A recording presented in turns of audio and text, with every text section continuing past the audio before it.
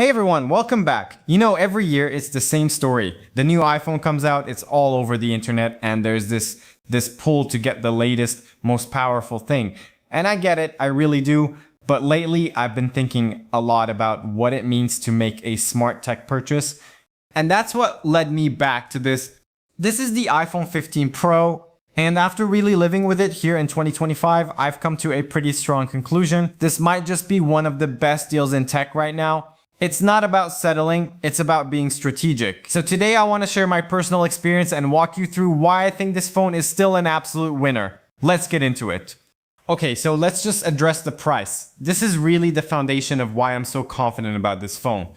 Personally, I find it harder and harder to justify paying top dollar for a brand new flagship phone when the year-over-year improvements are, well, they're getting smaller. So I started looking at the refurbished market, and honestly, it's a game changer. Right now, on Apple's certified refurbished store, this phone is going for about $759. For me, that's the sweet spot. It's coming directly from Apple, you're guaranteed a brand new battery, and you get that 1-year warranty. It's basically a new phone experience without the new phone price tag. And if you're like me and you love hunting for an even better deal, you can check out eBay's certified refurbished program. I've seen prices dip as low as $617 for that price. For what this phone can do, it's just an incredible value proposition. So with that context, let's talk about what it actually feels like to use this phone every day. The first thing that still gets me about this phone is the feel. When Apple introduced the titanium frame, it wasn't just marketing. Holding it, you can genuinely feel the difference. It has this pleasant warmth and lightness compared to the older stainless steel models. After over a year of carrying it around, it's held up beautifully, and honestly, when I hold it next to a newer model, the core feeling is the same. It just feels solid, premium. And the little things like the action button, I'll be honest, when I first got it, I wasn't sure what I'd use it for. I settled on mapping it to my camera, and now it's pure muscle memory. Just a quick press and hold and I'm ready to grab a shot. It's a small touch, but it's one of those things I'd miss if I didn't have it. Now, something else on this frame that was a huge deal is the port on the bottom. This was the first Pro iPhone to get USB-C, and it's more than just a new connector.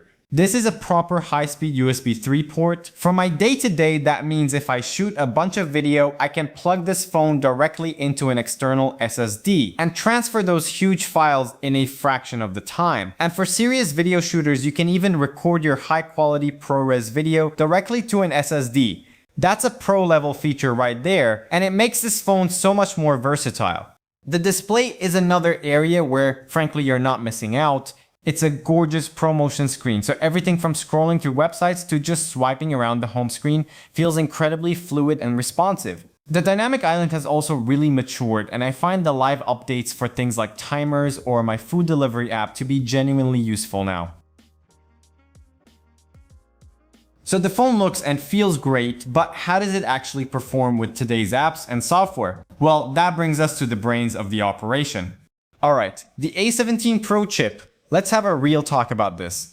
I remember all the chatter when it launched about thermal issues.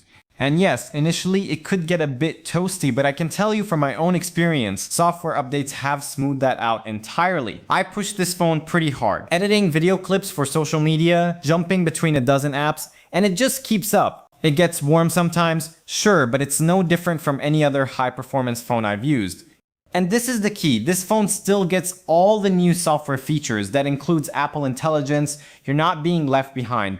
For me, that's huge. It means the phone still feels new and relevant.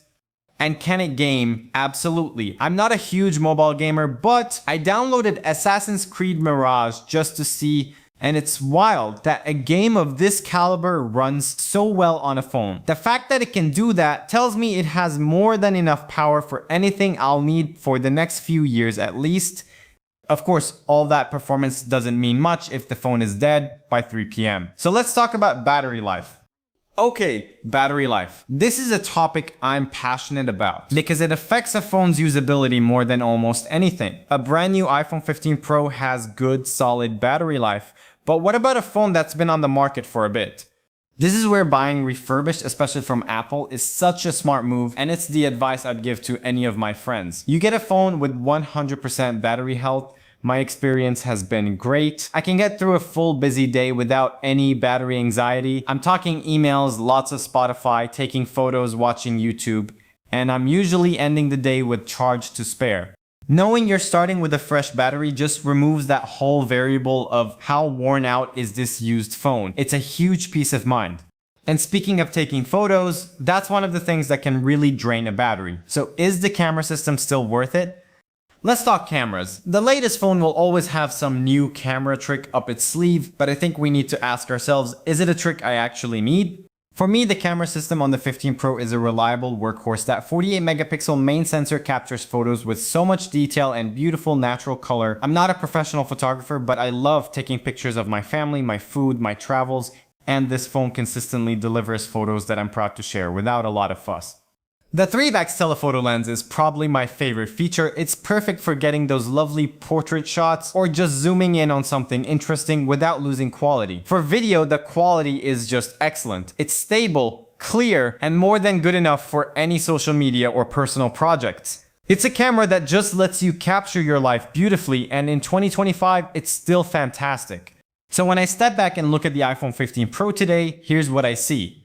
I see a phone with a beautiful premium design that hasn't aged. I see a display that's still a joy to look at. The performance is more than powerful enough for today's software and will be for years to come. And the camera is a dependable tool that takes wonderful photos and videos.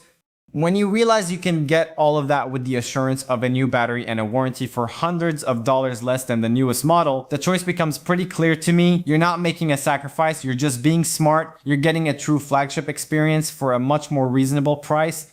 It's not just holding up in 2025. I genuinely believe it's one of the best value iPhones you can buy.